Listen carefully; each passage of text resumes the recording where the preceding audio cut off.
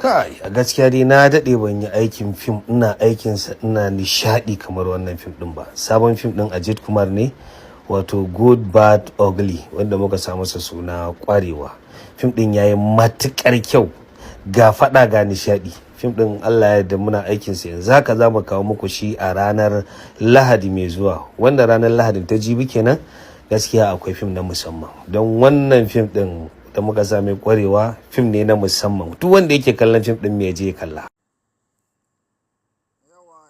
Wannan shine gurbin mu na VIP kenan wanda muke muku talla, wanda za ku iya samun fina-finai cikin sauki ba tare da kun zo ta YouTube ba ko makamanta haka.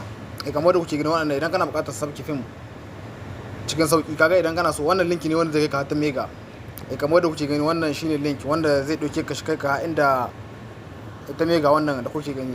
Idan kana bukata kuma ka sabki wanda ba sai ka zo ta mega ba, kun ga a wannan kibiya wanda ke dibin kasa, wannan shine insha Allah wanda zaka iya tabawa. Kamar da kuke gani ina nuna muku yanzu gashi, zaka iya tausa shi yanzu, zai ta kewaye ne saboda ni ina da matsalar da zuwa nan ba za ku ga yana sauri ba insha Allah, saboda yawan ku dai sun san da wannan da yadda ake sabkewa. Wanda idan baka bukata ka shiga cikin application na mega, saboda shi sai ka bude shi. Idan baka bukata kenan ka bude shi, kun ga wanda zaka fito da duk guda ne da wancan na sama insha Allah. Kamar da kuke gani wannan dukkan fina-finai ne ga su wanda sun kai to a wannan Laraba da ta wuce insha Allah.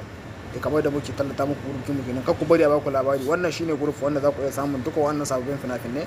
Kamar da kuke gani wannan na mega ne, to yanzu kuma ga wannan file wanda za ku iya tausawa shi, haka zaka taba shi, zaka kallon shi har kai karshe, kuma baya kai karshe kuma zai bude ka sabke cikin wayarka insha Allah. Wanda ba tare da kuma kaci zaka je ta mega kuma zaka sabke wancan ka wadda nuna muku na farko ba.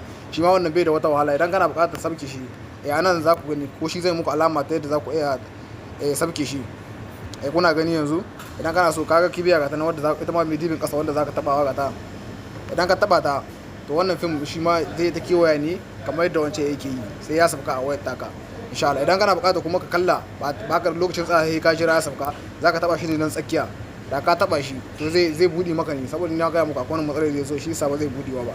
Amma idan kana so zaka iya ɗaukar lambar mu kai mana magana, za mu saka cikin shi group wanda zaka iya samun fina-finai kamar da kake gani insha Allah.